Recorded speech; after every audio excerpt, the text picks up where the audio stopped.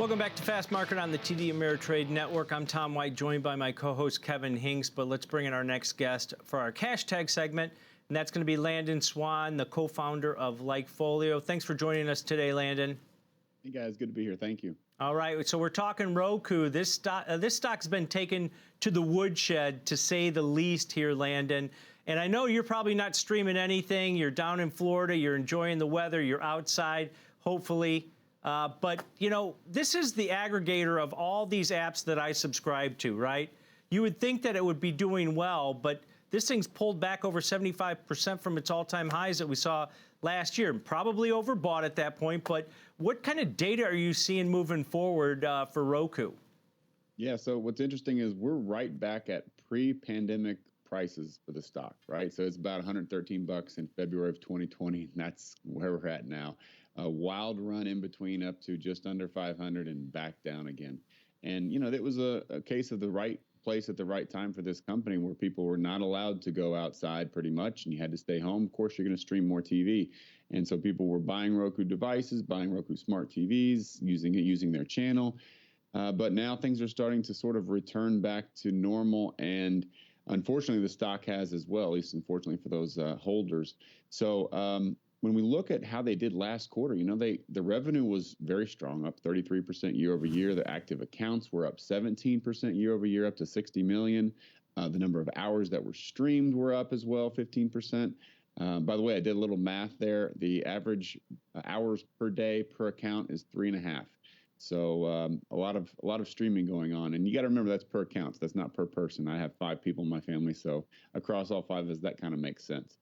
We're looking at, though, the current quarter, and you know it looks strong, up 47% year over year, almost all-time highs on purchase intent. So the company is doing well, but I think the stock just may have gotten a little ahead of itself. Even though they were successful, they've got, you know, when you get those kind of levels, extreme growth is already priced in, and if you have anything but that, you're going to disappoint investors, and they're going to hit that sell button, and I think that's what happened. Now, when we look at the company overall, how well they're doing with our data, it looks pretty strong. Again, happiness is strong, purchase intent is strong, but there is a little concern that Apple TV is starting to take a little bit of a chunk out of Roku's dominance. So right now, actually, Roku is about 1 in 3. It's the operating system of about 1 in 3 smart TVs. Apple TV is making gains there. They've got a higher level of happiness. They're doing better on a quarter-over-quarter purchase intent level. And so it's a little bit concerning. And I think one thing that's interesting is the fact that it's decoupled, right? So Roku is in smart TVs. You can still buy the device, but I think for the most part, people experience Roku because they buy a TV that has that in there. So they're impacted by a lot of the smart TV shortages and a lot of just issues around that. And you can kind of see how the smart TV usage has really trailed off. It bumped up in the pandemic. It trailed off. We're starting to make a little bit of a comeback. But for the most part, Roku is in the TV, whereas the Apple TV is also that external device. So they may be facing different challenges there from those two companies.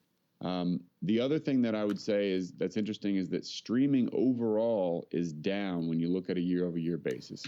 Of course, you're comparing to when people couldn't really get out there as much. It's down 14%. You can see here, and if you look at the other topics that we're covering, just kind of polling social media here, subscription fatigue is up. People going out and going to the movies is up. That smart TV usage is barely moving. People talking about cutting the cord, which means getting rid of cable and getting a smart TV or getting a Roku type streamer, is down. So there's a lot of things that are moving in the wrong direction. Now, this is year over year. So again, the comps are ridiculous. It's hard to compare to a year ago. We're starting to tick back up, but this is why Roku's been struggling a little bit as of late. Yeah, Landon, this is a story of a stock market that has sold off and decelerating growth in Roku and higher interest rates.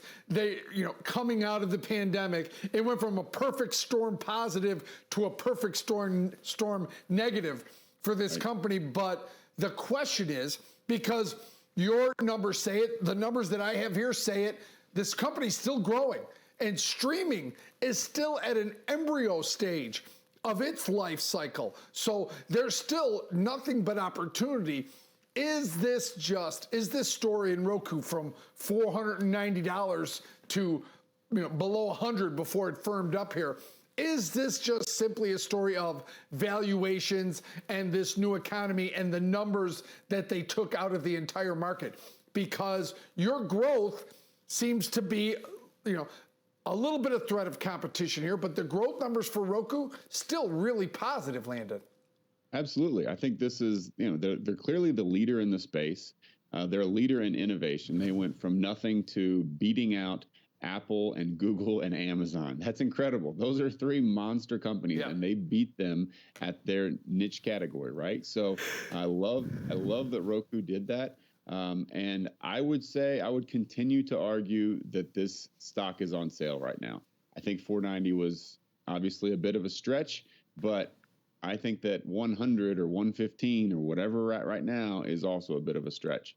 And this is a company that is the leader in the space. They're getting a little bit of a threat from Apple, and of all the companies you'd want to be threatened by, that's probably top three that you don't want to be threatened by. So it's a little concerning that Apple's making some moves to take away market share, but they're ingrained in a lot of the TV, just how people think and how people operate. It's just second nature to click on the Roku button now, and they're getting in there. So I like them long term. Short term, obviously we need to find a bottom. The stock chart that you guys are showing there, maybe we're getting to a bottom.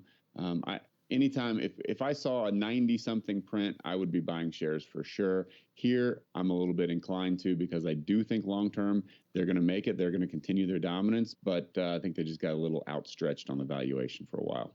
Yeah, and I think that's part of it, because if you look at their growth rate, it still remains pretty solid, Landon. They're adding in digital advertising, which is starting to really pick up because they have this huge subscriber base. And as more people cut the cord, I know that some of your data showed that less people are cutting the cord, which may or may not affect Roku. But if you look at that, just the base that they have, even if Apple TV Plus is moving in a little bit and taking a little bit of market share away from them, don't they have other levers that your data shows that, hey, you know what, maybe overbought at 490, maybe oversold in the 90s, but at the same time, that's what you want. You want to invest to actually get a subscriber base so you can get that digital advertising and other revenue streams to start to ramp up.